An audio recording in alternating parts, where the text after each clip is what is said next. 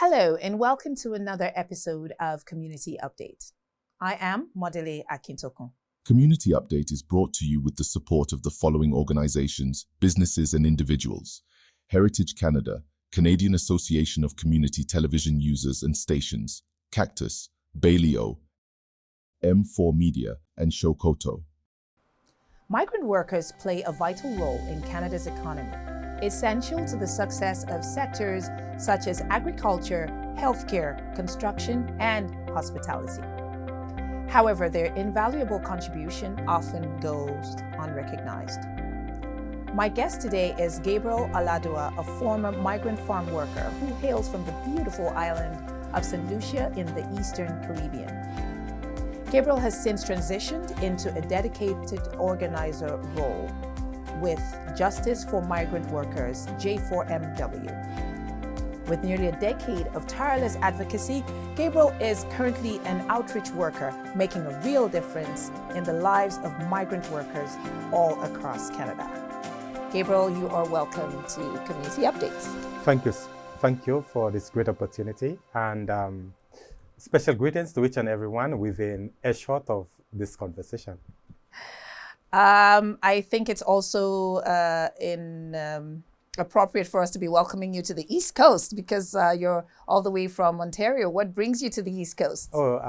Thank you for this warm welcome. And as you pointed out, migrant workers, we play such an essential role, but we are made invisible.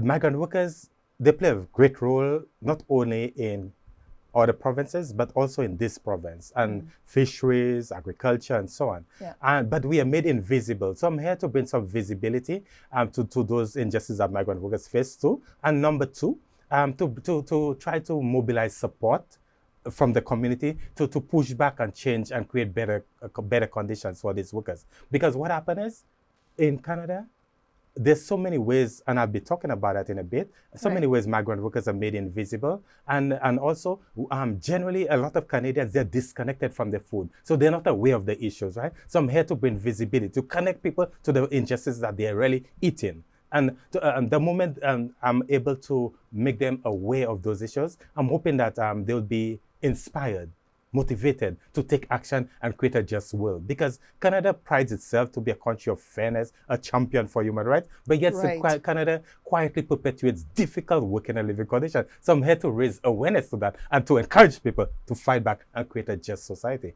In fact, around the world, Canada is known for that great role they play in the Underground Railroad network. And where is the best place to talk about? In Nova Scotia. Because Canada is portrayed to be a savior for runaway slaves. But yet still, the average Canadian does not know the injustice that's connected to the very food that they actually eat. I can definitely feel your passion on the subject from this. Can you walk us through your personal journey from being a former migrant farm worker all the way to, how did you get from there to advocacy and your role at Justice for Migrant Workers? I tell people that I have 3 legs. I'm not a normal human being. My father is of Indian descent, and his ancestors were indentured workers, exploited labor. My mother is of African descent, descendants of slaves, exploited labor. And now I am in Canada, taking part in another form of exploited labor. So the mother, so the father, so when will that stop? So that is one of the great things that is constantly pushing me to cut that cycle of exploitation. Now, the transition. The transition is simply because, you won't believe it, it's one guy at a garage sale, and that's the beautiful thing about life. Good things come when you least expect. I went to a garage sale, I went to a garage sale, and that garage sale turned to be the opportunity, the door opener for me to transition into a permanent resident. And that gives me all the things that were denied to me, all the things that I was excluded from, gave me the opportunity to access those. And what is that thing? The garage sale guy, he befriended me, and he gave me a used cassette radio player. This was while you were a farm worker. That was during my first year. Okay. I went to a garage sale, and he gave me a used radio cassette player. How long ago was this? I first came in Canada in 2012, and it was during summer. I went to town to the bank and to do my our routine. We go to town once a week to buy supplies for the week to send money to our families and so on. Right. And it was during that run, there was a garage sale that was very in close proximity to where I was. And I decided to go there, and the guy was nice and friendly, and we became friends. And in the process of our friendship, we maintained close contact. He gave me a used radio cassette player. And one morning I was listening to, in 2014, there was a lawyer on the radio program, an immigration lawyer. She was talking about something we call the 4-in, 4-out program. Basically, it's a little different program to the one I was on. Okay. That program, the government of Canada under Stephen Harper, he said, the conservative government, they said, workers who spend 4 years in Canada should go back to their home countries and spend 4 years before they can be entitled to come back to Canada. But that was not the program you came No, on. no. What was the program you came on? The program that brought me to Canada is called the Seasonal Agricultural Workers Program. Okay. It started in 1966 in Jamaica. And under that program, people come to Canada for as short as 6 weeks. Like right now, quite a few workers are in Canada harvesting apples. Okay. And apple harvest is generally about 6 weeks. And under that program, you can come for as short as 6 weeks to as much as 8 months. So by December 15, everybody should be back in the country. Right. So that is the program that brought me. However, it was my first time in Canada, and I wasn't sure about all the programs. So just hearing that immigration lawyer on the radio was a really, that was a turning point in my life. Why? An eye-opener. Not only an eye-opener, it was a turning point. I'll tell you why. 2012, I was on the program. 2013, 2014, I noticed that not my living conditions, nor my working conditions are improving. And I was separated from my family. I left my children. They were pre-teens, early teens. And that was being a teenager is a critical stage in the children's life. Yes. That's the time they transitioned from childhood to adulthood. Yes. And I was missing out on that. I noticed that my living conditions are not improving. My working conditions are not improved. So I was at that level where I was really, I don't even know how to describe it, but the desire to be united with my family was a push. So when I heard that lawyer on the radio, I told myself, if she's good enough to be on the radio, she must be good enough to help me. And that radio, from that garage sale, was the turning point. It turned out to be the key, the door opener for me. And the rest is just details. So you basically purchased the tool that you used to change your circumstances at that garage sale. Not knowing. Imagine Good that. things come when you least expect. Yes. So what is the inspiration now behind advocacy? Yes, you were able to turn your story around and move to a more permanent residency here in Canada. But why the advocacy? Why the advocacy? For a number of reasons. One, as I said a while ago, I have 3 legs and I need to cut the cycle of exploitation in my family. Yes. That's one. Number 2, in my home country, Canada was really, really good to me on several occasions in my home country. Can you imagine how much more good things I was expecting from Canada? And I need to tell you, Canada is not just a country. Canada is a standard. People look up to Canada. Right. On the world stage, Canada tells China, what does Canada tell China? Improve your human rights record. Yes. On the world stage, Canada goes to the UN and tell the UN, the same rights and privileges that my citizens enjoy, I'll extend them to refugees. So on the world stage, what does Canada tell all the places with conflict? Come and have a new start. Come and have a new start. On the world stage, Canada portrays to be a champion of human rights. But quietly, Canada perpetuates difficult working and living conditions. And the other important thing too, the more you learn about Canada, the more you're learning about the dirty tricks of Canada. If you look at Canada, the whole story of Canada consistently had programs and have programs in place that dehumanize and exploit people. The farm program is just one of the many programs Canada have that dehumanize and exploit people. Let me get into that. DDT and DET. In school, one of my weeks, there are several subjects I did really well at and some I struggled with. Science was one I struggled with. Right. And some of the things that really made me struggle in science when the teacher asked me to find out what DDT meant. And it was such a long word and I'm not so good at spelling. That things that discouraged me. But not only did I struggle with that, but in coming to Canada, I realized that DDT meant, what does DDT mean? Canada is saying to you, I cannot deny you freedom. Canada is saying to Europe, I cannot deny your rights. Canada is saying to Europe, I cannot tie you to a farm. DDT. Coming to Canada, what I discovered, being a migrant worker, in my home country, I had difficulty. The other subject I had difficulty with was spellings. Right. One of the words I remembered having difficulty with was spelling of the word debt. And right now, that's an important word with inflation and everything. Yes. Right? Everybody's caught up in For debt. sure. But the way I used to spell debt is D-E-T. One day, my mother saw the book, my book, and she told me spell debt. I said D-E-T. She said it's missing a B. I said D-E-T-B. And the rest is history. But only coming to Canada now, am I a poor speller or am I a visionary? Why? Being a migrant worker, DET. DET. A migrant worker is denied. From the very constitution of Canada, migrant workers are denied basic things. Denied the right to participate in family life and community. Does that make us a human being in Canada? Does that make us first class, second class, or no class in Canada? We are denied basic human rights. Excluded.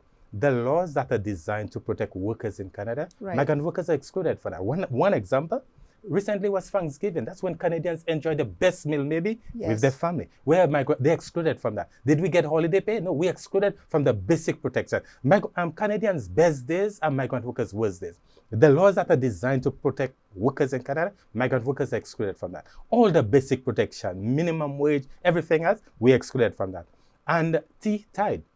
We have a tied work permit. We do not have an open work permit. So we are tied to our employer, denied so much, basic things, and excluded from so much. Will you watch and be a spectator, or will you be a fighter and fight? And that is why I've chosen to be an activist, to create a fair world. Where am I talking about? In a country that prides itself to be a champion for human rights. That is the place. That has a two-face. It has two-face, right? That's thank you so much for that summary. Very enlightening. The challenges of a migrant worker, and I like that acronym DET. Gives a whole new meaning to the word debt. But that really is an all-round or holistic view of the life and the challenges. Basically, so what I'm hearing is, while we're having our best times, it's happening on the shoulders of individuals who live and breathe and have the same needs as everyone else. That's right. Right. Okay. You are currently the first activist in residence at the University of Guelph. How does this impact or help your role as an activist, and also helping to bridge the gap between the activists and the researchers? Beautiful. Generally, what is the point of researchers? What's the point of research? Is it just to get reality and leave it on as a report on the shelf? Or the purpose of research is to make life better? That's the point of research, right? We're researching, but to find out what's the situation and how we can solve the situation. Yes. But usually, these people do that in isolation to people who can really get the balls rolling to create a fair world. And these are activists. Now, the opportunity to bring these two forces together is an opportunity to create transformation. And that is what the role of the activists in residence is. But let me add that Guelph, around the world, Guelph is known for agriculture. The difficult living and working condition I just described here, it has been perpetuated in Guelph. So I am brought there to transform and to shake the boat.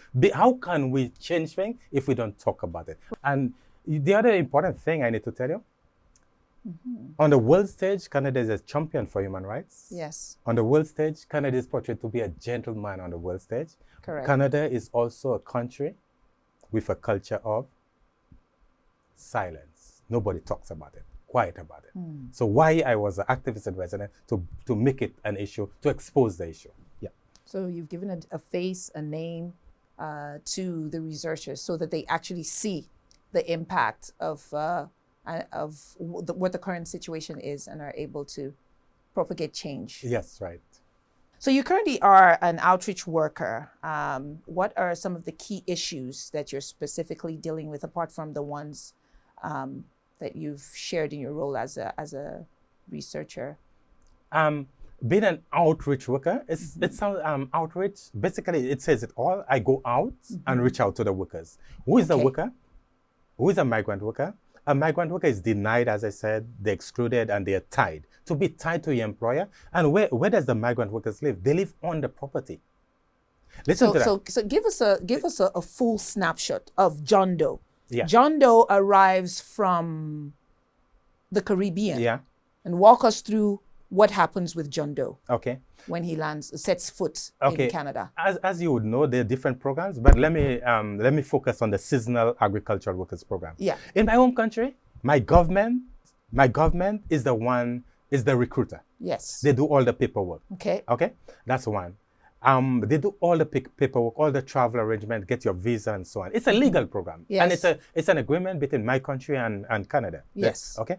And when we get here, all everything is the slave ship is arranged and everything, all the transport, everything is arranged. You just have to fall in line. You know, no questions, right? Even when you get to CBSC on the airport, just give them the envelope and everything is catered for. No more questions, right? Okay. Everything. It's well planned, well executed, right? And when you get to so John Doe leaves straight from the airport to the employer's yeah, property. straight. Okay. Yeah. And all of that happens under the cover of darkness. That's one way we are made invisible. Where do we live? We live on the property of the farmer. In Ontario, what do we see at the entrance of the property? Private property, no trespassing. Private property, no trespassing. The workers I live on the farm where I work, and I work on the farm where I live, but on private property, no trespassing. So not only is our employer or the farmer our employer, not only is he or she our employer, the farmer is also our landlord. Right. Our employer is also our travel agent. They control our flights in and out of the country, Canada. Wow. They control. The moment you speak up, you're on the next flight. So our employer controls every aspect of our lives. And what happened? The government has given the employer a great gift. I've tied those guys to you by a tied work permit. I've denied them someone. I've excluded them from someone. That's the best gift the government has given every employer. So so if John Doe comes in that program, he could never work with another employer. No, tied work permit. Does he get days off though? The first year when I came here, Sunday to Sunday, no holiday. Wow. But increasingly, they've made provisions for a rest day. And on some farms, literally, they force the workers to sign that they're willing to work on a Sunday, right? So no rest days, right? And so on paper, we may be entitled, but in practice, it's not always easy because there's a lot of fear. The fear of not cooperating, you're sent back home, right? And let us talk about back home. What are the conditions that force us to come to Canada? Had I come to Canada freely, I'll be a visitor, I'll be a tourist. And because of difficult conditions back home, like in my country, because of the global financial crisis, because of the WTO ruling, because of black cickatoka that infested our main crop, and so many other COVID, now the war and so on, all of that is causing our economy to contract, and opportunities for employment is very low because unemployment is so high and so on. So these are the things that force us to leave our country. If you talk about Canada, and they told me a lot of the countries that do mining and so on, their offices are in this area, right? Yes. In that area. Right. And what do? They literally push people out of displaced people, and so they force people to become migrants. So in our home countries, the conditions are not right, meaning a high unemployment, and so it's not right for you to get employment. So you're forced to leave your country, and only to come here to face even more difficult conditions. So basically, we're sandwiched between a rock and a hard place. I hear you. And where is that hard place? In a country that prides itself to be a champion for human rights. Gabriel, it sounds like your story is definitely very ripe to tell. You are also an author of a very interesting book. May I see you have quite a few props on there. We'll talk about that shortly. And I think that the title is very interesting and probably says it all. It's titled Harvesting Freedom, The Life of a Migrant Worker in Canada. This is a very, very deep book title that is definitely laden with meaning. What can readers expect to find when they dive into the pages of this book? A lot of things. First of all, I wrote this book because I want a Canadian food system that's healthy, that's sustainable, and that is just. Somebody reading this book, they'll be educated about the issues because I've exposed both the difficult living and the difficult working conditions. Right. Also in there, if you like humor, there's a page or paragraph somewhere for you if you like humor. If you like a sad story, there's a page or paragraph in there. If you like to break your shell, because generally I'm an introvert. I feel like to break that shell and be an outspoken, there will be something to help you to discover that thing that you're passionate about. Right. And yeah, there's something for everybody. But the important things are the difficult working and living condition migrant workers face in Canada, because Canadians are very good at, a lot of Canadians, increasingly, I'm so happy, increasingly more Canadians are being concerned or showing concern about how their food is being grown, Yes. whether it's by people who respect the soil, respect the environment, respect workers, or but generally there's still more people who they're not cared whether the food is being grown by those who exploit the soil, Right. exploit the environment, exploit workers. And the other thing is, some Canadians is that, I call it the 5 Ds. Some Canadians are very good at denying these problems. We don't have that, does not exist there. Some Canadians are very good at downplaying. It's not as bad. It's worse in the year. Some Canadians are good at deflecting the conversation, derailing the or delaying the conversation. And that is what I'm hoping to inspire. Another important thing too is what are the tools that we're using to fight back? You know what the politicians keep saying? That's not an issue in my riding. So I'm hoping that there's something in there, that people find something there that will push them to take action. Right. Because we're not saying Canadians are bad. We're not saying the consumers are bad. We're not saying the politicians are bad. What we're saying, the policies are unfair and unjust. And Right. to change that, you have to push your politicians. Yes. And what better way? Personally, I am on a mission to reach every home in Canada. I wish I could do that. I wish I could go to every home Right. in Nova Scotia. But this here is just one tool to help me to reach more people. Yes. And this here is another tool that helps to get more support, to organize and fight back. Because Yeah. the migrant workers, they're made vulnerable, they're made precarious. So there's a lot of power in the hands of Canadians, not Yes. just as a voter and so on. So if I can amass this power and Yes. push back, we can create a fair world, a just world. And the unfair policies, they are not natural laws, they are human-made stuff, right? And that can be changed. And how can it be changed? When more Canadians become aware of the issue and push them to take action. Well, congratulations on the book, because it definitely gives you more visibility, like you said, and helps you to reach a lot more Canadian ears and eyes. For sure. You have quite a few props on the table. This makes for a good professor or teacher, I think. Can you Okay. tell us about what we're looking at? Yeah. I know I will never look at an apple the same way again, Gabriel, after listening to you and watching you use that. Beautiful. This book here, it is the first time, it is said it's the first time that a migrant worker has published his story. And the program that brought me to Canada, it started in 1966. So this year it's 57 years. 57 In our country, in our culture, no news is good news. No news is good news. In Canada, no news, 57 years of no news, it's not good news. It's because of fear. It's because of unjust policies, unjust practices. That's one. Number two, the food that migrant workers produce, and we've been doing that for 57 years. We are invisible, marginalized, voiceless.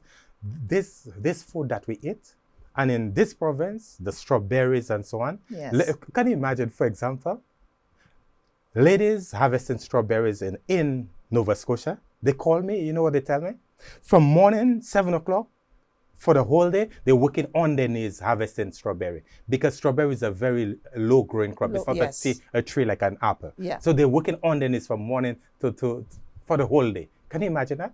So Harvesting that's the strawberries. price of the strawberries. Gotcha. Number two, they move from field to field. Their lunch is on the ground. And when they go to their lunch, there's ants and other insects in their food. There's no lunch tables. Chemicals have been sprayed whilst they're harvesting. That is the reality of migrant workers. There are 20, as a migrant worker, I counted, and you'll see that in chapter 20. There are 20 injustices that migrant workers face in the food that we eat. 20 injustices. And they're at every level of government. But by design, we are made invisible. Right. And the other important thing is, like, we're in the city. The more urbanized we become, the more disconnected we are from our food. The more Right. disconnected, the more you don't pay attention. Yeah. But at the end of the day, I personally believe that the food that we eat can be the safest form of our medicine. If we eat well, it's like we eat in medicine. But if we don't eat well, medicine will be our food. And in Canada, the other important thing too, in Canada, around the world, food, clothing, shelter, these are basic things, basic necessities. But in Canada, food is not a basic necessity, food is a commodity. What does that mean? Profit comes before anything else. For example, during this year or last year in PI, the issue with potatoes, right? They couldn't export. They couldn't export. They never said the issue was Canada will be starving. That wasn't it. They couldn't export. They couldn't export. Because food is a money maker. Food is not a basic necessity. A lot of the food, if all the food that's produced in Canada is allowed to go to the market, the real cost of food would be well within our means, our reach. In Ontario, for example, they told me the amount of milk that's been dumped. Because what is capitalism? There's always scarcity, causing people to run and rush and buy. So in Canada, there's a supply management. They control the supply of things because you have to keep the price, which makes it profitable. Because food is a profit-making machine and not a basic commodity. And these are the real issues with food. Okay. And look at that. I hope this is the nicest bag in Canada, right? Well, it's shiny. Exactly, it might destroy your eye, right? And that's how it's presented to us. What is presented to us in a dazzling way? This is buy local. Buy local. It dazzles our eye. And I like buy local. When you buy local, you're thinking of freshness, good health. Yes. Supporting the local, of course. But when you open that bag of buying local, let us open that bag. Canada is saying to Canadians, when you buy local, Canada is saying, people are black people, brown people, people of color. Send me people of color. What if migrant workers? People of color. And those people, they struggle with English. English is like a second language to them. People of color, and they struggle with English. And even better yet, Canada is saying, send me people of color. People struggle with English, and especially if they're ignorant about labor issues and human rights issues. These are the people I want. Send me those people. So race, the food system is built on race. It's based on language for exploitation and ignorance. And what is Canada saying? Welcome, welcome, welcome in a climate of fear. And I can spell fear in so many ways. As I said earlier, we live on the farmer's property. We're private property. That's fear. Yes. We come under the cover of darkness. Yeah. Another element of fear, the farmer and the employer controls the travel agency that's booking our flight in and out of Canada. So the moment you speak of you're on the next flight. So there's a lot of fear in various ways, right? So we're welcome in a climate of fear.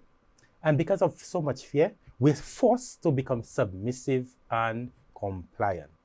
We are forced to become submissive and compliant. Why am I here today? Because you don't hear these stories because of so much fear. We are forced to become submissive and compliant. Where is that happening? In a country with a culture of silence. Nobody says anything. Silence. Is that an illegal problem? It has the full blessing of government. This other probe here. This Truth is from and the reconciliation, it says. Yes, truth and reconciliation. There are 94 calls to action. What is the importance of that? The Truth and Reconciliation Commission is calling on you and me to do 94 things, to take action on 94 things, to make right those injustices that the government and religion, Christianity created. The injustice that the government and religion working together against indigenous people, 94 calls to action. Can you imagine the depth of that? Not 2, not 4, not 10. 94. 94 calls to action. That tells the depth of and the attitude of those people. These are the forces that we're fighting. And what is I want to buy a dictionary of the dictionary that the politicians use. They use such comforting words. Reconciliation. And out of 94 calls to action, where is Canada? Last week I was at a conference. They said Canada is at number 13. Out of 94 calls to action, they are just at number 13. And what do they preach? Reconciliation. And here's another issue. Canada is said to control anything between 50% and 75% of the world's supply of fresh water. 50% and 75%. An abundance of fresh water. Yeah. But at this very moment, there are over 20 communities that are on the boiled water advisory. Is it because there's a shortage of water in Canada? In a country that has an abundance, there's one community, for example, they are under 28 consecutive years on the boiled water. 28. In a country that has so much water. That tells you the attitude of those politicians who are managing or mismanaging the resources. And that is why we're calling for status upon arrival. What did I say earlier? DDT. Yeah. Canadians said to Europeans, I cannot deny you freedom. I cannot deny you rights. I cannot tie you to a farm. We are calling for status, and this is something Canada has done in the past. They've done that. But because of people of color, they've turned a 180, they've turned the other way. We're asking for status. What does status mean? To the average Canadian, status means being able to live in Canada, of course. But to a migrant worker, what does status mean? If I have status, status is a two-edged sword. What does status mean? What does status mean? If I have status, I'm not concerned. I'm not afraid to be deported back home, because with status, I do not have that fear. The fear of deportation, that's no more. Status takes care of my immigration vulnerability. Right. If I have status, I do not have a closed work permit or a tied work permit. I can work with anybody. Yeah. So status takes care of my labor vulnerability. So status is a two-edged sword. And that is what Canada continues to do. From the Chinese railroad workers, Canada continued to use unjust immigration and unjust labor laws to work in tandem to keep migrant workers vulnerable and precarious and to exploit. And we're asking for status upon arrival. What is status? Status is that tool that helps us to reunite us with our families. Status is that tool that helps us to refuse unsafe work. Status is that tool that helps us to access all those things that we are denied, all those things that we are excluded from. So status is liberated. Status is freedom. Where are we talking about it? In a country that prides itself to be a champion for human rights. In all of this, you've shared a lot of what your dream would be for migrant workers all across Canada. But are you able to just summarize for us? Everybody's crying out for peace. None is crying out for justice. These are the words, powerful words of Bob Marley. Justice is what love looks like in public.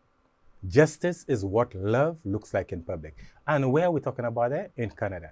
A champion for human rights. What my dream is for there to be justice. And if there's justice for everybody, that's a fair society. That's a peaceful society. That's what we want. Right. We don't know. Right now, Canada is peaceful, but it's peaceful because of fear, unjust laws. But let it be peaceful because of justice. Canada, on the world stage, portrays itself to be a lover. You're in difficult situation. Come and have a new start. That's what they portray. But the people who are really supporting the country, who are the people in the front line, and that's what COVID exposed, that the people in the world really in the front line, these are the marginalized people, these are the vulnerable, these are people of color and so on. They're not treated as equals. Because, farm workers, you said, are essential. Essential. The politicians comforting with, they're essential. They cannot run without them, but yet still they've been treated like no class. Essentially, no class in Canada. When you talk to migrant workers, when you look at the hierarchy of people that are treated, people and things that are treated with respect, migrant workers believe children and women are generally high on that hierarchy, and elderly. They're treated with a lot of respect. In Canada, migrant workers believe, you see the lawn outside, the trees outside, and the pets, they're treated with a lot of respect. Somewhere at the bottom, men maybe, somewhere, and even lower down would be people of color and indigenous people. And nowhere on that hierarchy, migrant workers. Are they first class? Are they second class? Or they are no class? And that is what my dream. Yeah. A dream is for justice for everyone. Yeah. Thank you. Do you have any memorable success story or moment that you'd like to share with us on your journey of activism? Memorable story, of course. There are lots of them. This book here, for example, I always had a dream to share my story. But the truth is, I go to several places to share my story, but to me, my story was just one page, just like a one-pager. That's my story. Yeah. To me, it was one page. But the dream of connecting all the dots, all the pieces together, my history and everything together, that is a dream. The dream of reaching more people at the same time, to me, that was a very important tool, because lots of people are disconnected, and this helps me to reach more people, and that is a great dream, because I am reaching more people. And what the politicians keep saying, that's not an issue in my writing. So now I'm be able to reach more people, to push the politicians. So that gives me hope and makes me feel like my dream is just around the corner. Yeah. Is there, how can people access your book, and how can people reach you? Is there a website or? Yeah. The book can be, there's so many ways. In Canada, it's so easy. Amazon is one, your nearest bookstore, your library. You can ask a library to order it, and it should be in your library. Easy. It should not be difficult. How can you reach me? Yeah. Easy. harvestingfreedom.org is one way of reaching us. Okay. That's one way of reaching us. You check me on Facebook, Gabriel Alladua. There's so many ways. You connect with people like No One Is Illegal in Halifax, they reach out to me. In PEI, Right. Cooper's Institute, all the networks. Once it's Migrant Justice, it's easy to reach me. It's very, very easy. Okay, harvestingfreedom.org. I think it's a Yes. good start Yes, for of most course. people. It will Yes. give access to the book and to you as well. Beautiful, yeah. This has been a very enlightening and very interesting session. Do you have any last words or any advice for individuals or communities or organizations even that would like to join in the struggle, join in the advocacy to raise a voice for migrant workers? Yes, of course. Thank you for that. VD, never forget VD. VD, migrant workers are made vulnerable. Are you willing to, are you willing to reach out to those vulnerable people in D with dignity?